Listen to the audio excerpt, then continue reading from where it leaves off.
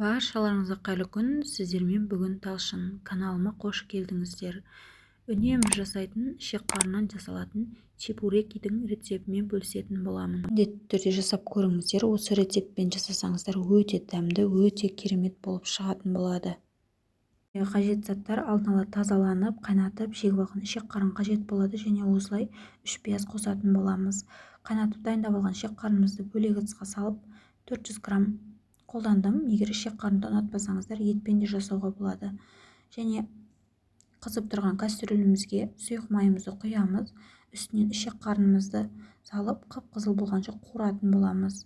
Қып-қызыл болған соң үстінен осылай майлап туралған пиязымызды салып, жақсылап араластырып отырып қуыратын боламыз. Қақпағын жауып, ары қарай пиязымыз өлгенше қуыратын боламыз.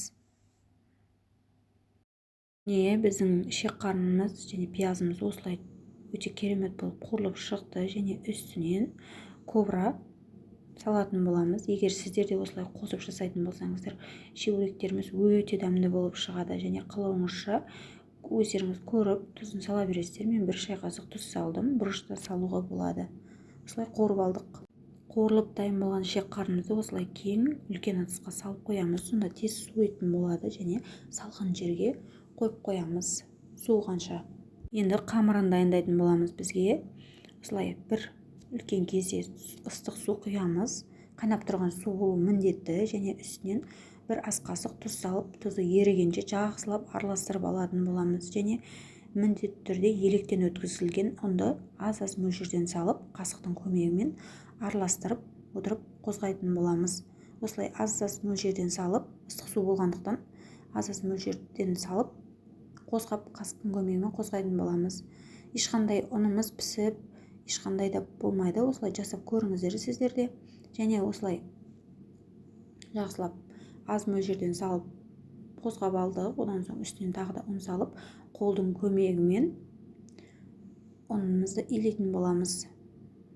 Жұмсақ қамыр етіп илейміз. Қатты болып қалмасын ұндарыңыз. Осылай жұмсақ қып илеген болу қажет.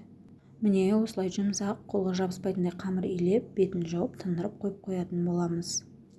Міне біздің қамырымыз осылай болып шықты. Тақтайымыздың бетіне ұн сеуіп аламыз. Ұнды көп сеудің қажеті жоқ. Аз-аз мөлшерден сеуіп отырып жасайтын боламыз. Осылай үшбелікке кесіп алдым және қатты жуалыларыңызды үлкен қылып алмайсыздар. Кішкентай болған дұрыс, өйткені біздің чебуректеріміз жайған кезде қалың болып кетеді. Қалың болғандықтан арасы дұрыс піспей қалады. Осылай көлемдерін кішкентай қылып алып, кесіп дөңгелекше пішінде етіп дайындап алдым жуалылап. Осылай жуалылап дайындап алдым барлығын.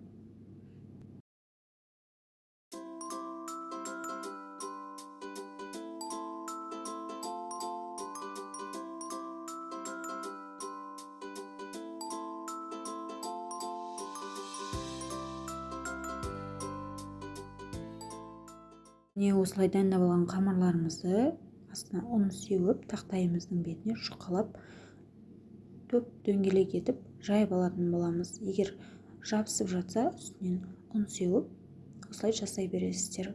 Мен барлығын осылай жайып алдым алдын ала. Жайып дайындап алған қамырларымыздың ішіне алдын ала суытып дайындап қойған ішек-қарынымызды салатын боламыз. Қалауларыңызша аз немесе көп салып жасай бересіздер және осылай бетін жауатын боламыз бір-біріне. Одан соң үстінен ауа қалып кетпейтіндей жақсылап басып шығамыз. Қолдың көмегімен арасында ауа қалып кетпеу керек. Егер қалып кететін жағдай болса, майға салған кезде ішінде ішек-қарынның барлығы шашылып қалады және үстінен осылай шанышқының көмегімен жақсылап басып шығамыз. Менің чебуректерім барлығы дайын болды. Асты жабысып қалмайтын ыдысқа салып қоямыз. Мен пергамент қағазына және осындай үлкен легенімізге бетіне ұн сеуіп, осылай салып дайындап қойдым. Кастрюлемізге сұйық майымызды құйып аламыз. Одан соң дайын болған чебуректерімізді екі бетін аударып отырып, осылай пісіріп аламыз. Қатты қызартып алудың қажеті жоқ. Осылай алтын түске енген кезде ала бересіздер.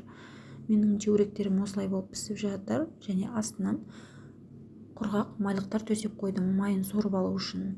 міне осылай дайын болып шықты. Өте дәмді болып шықты, өте керемет. Сіздер де жасап көріңіздер. Рецепт ұнады деген сенімдемін. Менің каналыма тіркеліп, лайк басып, қоңырау белгісін басып кетіңіздер. Ас болсын.